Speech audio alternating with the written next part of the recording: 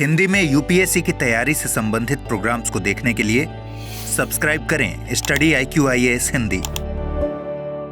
नमस्कार, बहुत बहुत स्वागत है आप सभी का स्टडी IQ-IAS हिंदी के इस बुलेटिन में। मेरा नाम है अतुल जैन और आप सभी जानते हैं कि मैं आपके सामने आज के दिन की कुछ खास खबरें, ऐसी खबरें लेके आता हूं जो आपके लिए एग्जाम पर्सपेक्टिव से महत्वपूर्ण हो सकती हैं। जब आप किसी हवाई जहाज में बैठते हैं और वो हवाई जहाज एक जगह से दूसरी जगह जा रहा होता है, तो आपने कभी सोचा है कि वो अपना रास्ता कैसे ढूंढता है? आसमान में सड़कें तो होती नहीं है, तो उसको कैसे पता चलता है कि वो किस दिशा में जाए? और याद रखिए, दूरियां इतनी ज्यादा होती हैं कि अगर वो जिस दिशा में उसको जाना है वहां से अगर एक डिग्री का पौवा भाग भी अगर वो भटक जाता है तो शायद वो कहीं का कहीं और पहुंच सकता है। लेकिन इस पूरी व्यवस्था को संभालने के लिए आकाश में एक तरह से सड़कों का जाल बिछाया गया है जो हमको दिखता नहीं है। उनको हम एयरवेज कहते हैं, हवाई रास्ते कहते हैं। और हवाई जहाजों को एक समय पर एक हवाई रास्ते से उड़ने का आदेश दिया जाता है। हवाई जहाज अपने रास्ते पर उड़ रहे हैं या नहीं, इसको निरंतर ट्रैक किया जाता है। आपने कई सारी फिल्मों में, वेब सीरीज वगैरह में देखा होगा कि वो जो ATC होता है, ग्राउंड स्टाफ जो होता है, एयर ट्रैफिक कंट्रोलर, वो निरंतर इस बात पे नजर रखता है कि हवाई जहाज जो है वो अपने सही रास्ते पर है या नहीं है। और अगर वो थोड़ा भी भटकने की कोशिश करता है या भटकता है तो उसको चेतावनी दी जाती है, क्योंकि एक साथ बहुत सारे हवाई जहाज आसमान में होते हैं। ये इस बात का ध्यान रखता है कि हवाई जहाज अपने रास्ते पर, अपने गंतव्य पर पहुंचे, और इस बात को भी सुनिश्चित करता है कि उनमें किसी प्रकार की कोई भिड़ंत, कोई टक्कर, कोई दुर्घटना ना हो पाए। ये मैं आपको क्यों बता रहा हूं? क्योंकि एक बड़ी इंटरेस्टिंग खबर आई है, बड़ी आश्चर्यजनक, हैरत अंगेज कर देने वाली खबर आज आई है। तो इस खबर के लिए मैं आपको वास्तविकता में NDTV की वेबसाइट पर ही लेकर चलता हूं, वहीं से आपको बेहतर तरीके से यह समझ में आएगा। तो हुआ क्या है यार, इसको पहले हटा देते हैं, ये जो अननेसेसरी ये ट्रिगर आते रहते हैं। तो हुआ क्या है कि भाई एक ऐसी शिकायत आई है, एक ऐसी चीज पता चली है कि हवाई जहाज जो होते हैं, कुछ ऐसा हो रहा है कि मिडिल ईस्ट का जो क्षेत्र है, मिडिल ईस्ट यानी कि उसमें खास तौर पे उत्तरी इराक से लेके अजरबैजान, इन दो देशों के आसपास इस क्षेत्र में ऐसा पाया गया है कि जब हवाई जहाज उड़ रहे होते हैं तो उनका GPS सिग्नल जो है, और याद रखिएगा ये GPS सिग्नल बहुत आवश्यक है, क्योंकि हवाई जहाज कौन से रास्ते पर उड़ रहे हैं ये उस GPS सिग्नल से ही तय होता है। तो उनका GPS सिग्नल जो है वो एकाएक गायब हो जा रहा है, या उनको कुछ गलत GPS सिग्नल प्राप्त हो रहे हैं। ऐसी शिकायत दुनिया के कई एयरलाइंस ने करी है, और अब भारत का भी जो एयरलाइन रेगुलेटर है उसने इस बात का, जो नियामक संस्थान है भारत के भी एयरलाइंस की, उसने भी इस बात को लेकर एक चिंता व्यक्त की है और अपनी जो शिकायत है वो दर्ज कराई है। ठीक है, एक बार इसको आगे पढ़ने की कोशिश करते हैं, इस समाचार को पढ़ते हुए ही समझते हैं। तो भाई यहां पर हुआ क्या है कि ये जो रिपोर्ट है ये कई सारे क्षेत्रों में कई सारी एयरलाइंस ने करी है। और इसके लिए देखिए, भारत का जो सिविल एविएशन का रेगुलेटर है DGCA, आपने सुना होगा इसका नाम पहले भी, जो है director general of the civil aviation. तो भारत का जो नागरिक उड्डयन का महानिदेशालय, जो भारत के जितने भी गैर फौजी यानी कि आम जनता के लिए जो हवाई जहाज होते हैं उनका नियामक है, उसने इस बात की शिकायत की है कि भाई हमने ऐसा एक पैटर्न देखा है कि मिडिल ईस्ट के क्षेत्रों के ऊपर से उड़ते हुए भी अचानक से हवाई जहाजों का जो GPS सिस्टम है वो खराब हो जाता है, वो ठीक से काम नहीं करता, वो माल फंक्शन करने लगता है। और उसके लिए एक सारी एयरलाइंस को, जितनी भी भारत की एयरलाइंस हैं, उन सबको एक सलाह दी गई है कि आप वहां पर बेहद ज्यादा सचेत रहें, बेहद ज्यादा सतर्क रहें, क्योंकि ऐसा हो रहा है, यह आपके साथ भी हो सकता है। ठीक है, तो ये चीज जो है ये भारत ने यहां पर कहा गया है। अब इसमें हुआ क्या है देखिए, बहुत सीधी सीधी बात है। उन्होंने कहा है कि जो ये ग्लोबल नेविगेशन सैटेलाइट सिस्टम है, ये या तो जैम हो जाता है या फिर स्पूफ हो जाता है। जैम होने का मतलब तो आपको पता ही है, जैम होने का मतलब कि ये ठीक से काम करना बंद कर देता है, या आपको सिग्नल दिखता ही नहीं है कि आप कहां जा रहे हैं। ठीक है, आप मोटे तौर पे ऐसा समझ लीजिए जैसा आपने अपने फोन पे शायद GPS लगाया होगा कभी, अगर आप गाड़ी चला रहे हैं या कहीं जा रहे हैं, तो उसमें अगर सिग्नल आना बंद हो जाए तो आपको वो गंतव्य स्थान दिखाना बंद कर देगा।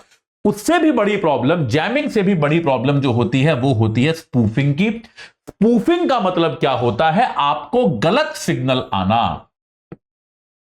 यानी कि आपको गलत मार्ग दिखा देना, यह कहलाता है स्पूफिंग। स्पूफ आपने देखा होगा ना, अक्सर जो नाटकीय वीडियो बनते हैं उनको हम कहते हैं कि ये तो स्पूफ है, मजाकिया वीडियो जो बनते हैं, वैसा ही वो क्या करते हैं, कुछ ऐसे आपको एक तरह से किसी सत्य घटना का मजाक उड़ाते हैं। ये वही कि एक उसी तरह से ये क्या है, एक किसी जो आपका सही रास्ता था उसका एक उससे मिलता जुलता एक गलत रास्ता आपको देते हैं, जो कि और बहुत ज्यादा खतरनाक है।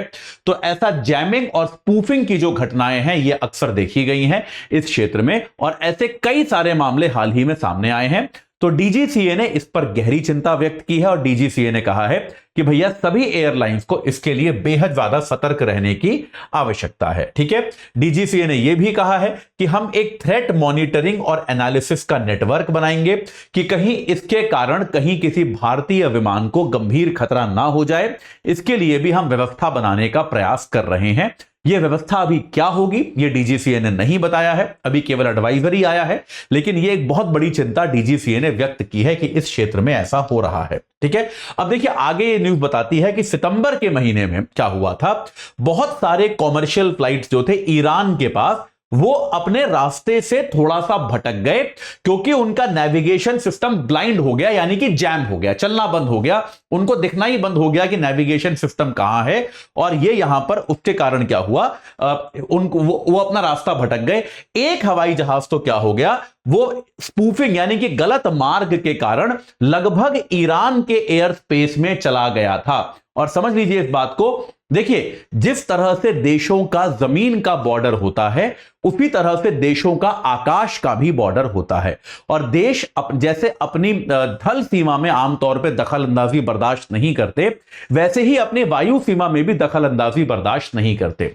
तो अगर आपका कोई हवाई जहाज बिना अनुमति के ईरान के एयर स्पेस में घुस गया तो ईरान को इसका अधिकार है, याद रखिएगा, कि वो इसको अपने ऊपर हमला मान के उस जहाज को मार गिराए। यह अधिकार ईरान को होता है। आमतौर पे देश ऐसा करने के पहले सलाह मशवरा करते हैं, क्योंकि कोई भी नहीं चाहता कि निर्दोष लोग मारे जाएं, क्योंकि अगर कोई कॉमर्शियल प्लेन है तो उसमें यार आम लोग ही बैठे होंगे, लेकिन कोई नहीं चाहता ऐसा हो। लेकिन यह अधिकार है, ऐसा वो कर सकता है। मान लीजिए उसने हवाई जहाज से कांटेक्ट करने की कोशिश करी और हवाई जहाज ने कोई जवाब नहीं दिया, तो ईरान को आप इसके लिए ब्लेम, या किसी भी देश को आप इसके लिए ब्लेम नहीं कर सकते कि अगर उनके एयर स्पेस में कोई जहाज घुसा जिसको घुसने की अनुमति नहीं थी तो उसको वो मारकर गिरा सकते हैं, वो पूरा अधिकार इनको होता है। देखिए यहां पर एक उसका चित्र भी था, इसीलिए मैं आपको ये वाला आर्टिकल दिखा रहा था, उसका एक डायग्राम भी यहां पर इन्होंने बनाया है। ये देखिए कितना अच्छे से इन्होंने यहां पे डायग्राम में दिखाया है कि ये वाला जो प्लेन था आपका, इसको इस रास्ते पर जाना था।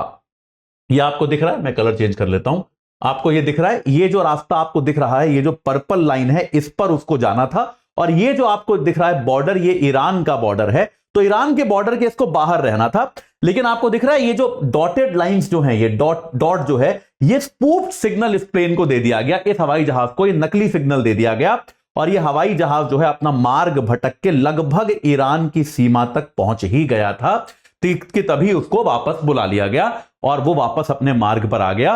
वरना वो ईरान के वायु क्षेत्र में घुस सकता था, और अगर ईरान के वायु क्षेत्र में घुसता तो इसको खतरा हो सकता था, इस बात की संभावना थी। ये बात आपको समझ में आई? तो ये एक बहुत इंपॉर्टेंट चीज है।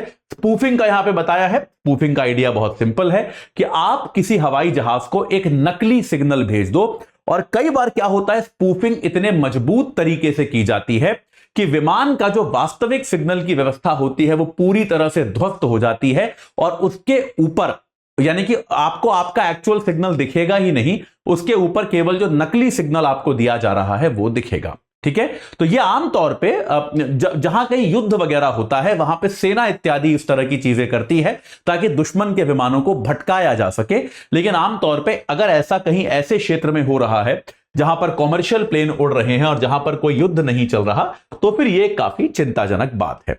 ठीक है, यह अभी तक हुआ है। अब इसमें यह बताया गया है, देखिए कौन कौन से क्षेत्र इसमें शामिल हैं खास तौर पे, तो मिडिल ईस्ट का जो क्षेत्र है आपका, खास तौर पे इराक से लेके अजरबैजान तक, वो इससे काफी ज्यादा प्रभावित है। ये कर कौन रहा है, ये हो क्या रहा है, इस बात को लेकर अभी कोई स्पष्टता नहीं है। देखिए यहां पे न्यूज भी ये कहता है हु इज द कल्प्रिट, कौन जिम्मेदार है। while no one culprit has been identified। अभी तक हमको जानकारी नहीं है कि ये क्यों हो रहा है, ये कैसे हो रहा है, लेकिन आमतौर पे क्या होता है, कहीं पर जब बहुत ज्यादा सेना का जमावड़ा होता है तो सेना अपने इलेक्ट्रॉनिक डिवाइसेस लगाती है, अपना संचार का नेटवर्क बनाती है। हो सकता है उसके कारण इस तरह की चीजें हो रही हो। हमको पता है कि ये जो मिडिल ईस्ट का क्षेत्र है ये सैन्य रूप से बड़ा संवेदनशील है, यहां पर युद्ध या फिर युद्ध की संभावनाएं हमेशा बनी रहती हैं, तो इस कारण से ऐसा हो सकता है। ठीक है, तो ये एक चीज यहां पर इसमें बताई गई है। अभी तक इसके लिए जिम्मेदार कौन है ये हमको बताया नहीं गया है, ये जानकारी हमको नहीं है। ठीक है, अब इसमें क्या है ये देखिए, डीजीसीए ने जो सर्कुलर जारी किया है वो उन्होंने किया है इंटरनेशनल सिविल एविएशन ऑर्गेनाइजेशन। इसकी जो सिफारिशें होती हैं ऐसे मामलों में, उनके आधार पे डीजीसीए ने कहा है कि भाई हम एक ऐसा तरीका स्थापित करेंगे, एक ऐसा हम नेटवर्क बनाएंगे जिसके जरिए कोई दुर्घटना ना हो पाए, उससे बचा जा सके। तो भाई ये एक अभी तक इतनी ही जानकारी इस मामले पे है और अभी इस पर निश्चित तौर पे आने वाले दिनों में और जानकारी प्राप्त होगी। निश्चित तौर पे इस क्षेत्र में जो सैन्य जमावड़ा भी है उनसे भी आग्रह किया जाएगा कि भाई आप अपने नेटवर्क जो हैं या फिर आप अगर स्पूफिंग जैसी कोई गतिविधि कर रहे हैं तो कृपया कॉमर्शियल जो हवाई जहाज हैं उनके साथ इन्हें ना करें। सैन्य हवाई जहाजों के साथ आपको जो करना है करें, लेकिन कॉमर्शियल हवाई जहाज जिनमें सिविलियंस होते हैं उनके साथ इस तरह की चीजें ना करें। तब तक के लिए बहुत चिंताजनक बात है, इसीलिए मैंने आपको इसके बारे में बताया। अपनी तरह का इस तरह की खबरें बहुत कम आती हैं, तो इसके बारे में थोड़ी सी जानकारी होनी आवश्यक है। ठीक है, तो अभी के लिए इतना ही है। एक बार मैं जाते जाते आपको बता दूं कि हमारा P2I बैच जो है वो 23 तारीख से प्रारंभ हो चुका है।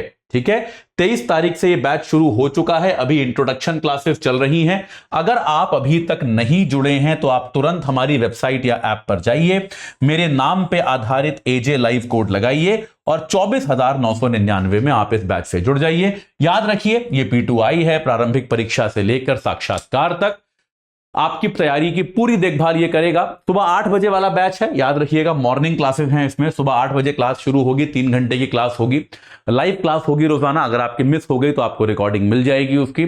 आपको डेली इसमें प्रैक्टिस क्वेश्चंस मिलेंगे, ऑब्जेक्टिव सब्जेक्टिव आप जो आंसर राइटिंग करेंगे उसका इवैल्यूएशन करके आपको मिलेगा, और साथ के साथ आपको इसमें टेस्ट सीरीज मिलेगी, आपको मेंटोरशिप मिलेगी, आपको क्रक्स नोट्स मिलेंगे, आपको इसके अलावा जो भी आपको हैंड रिटन नोट्स की आवश्यकता है वो भी सब आपको प्रदान किए जाएंगे।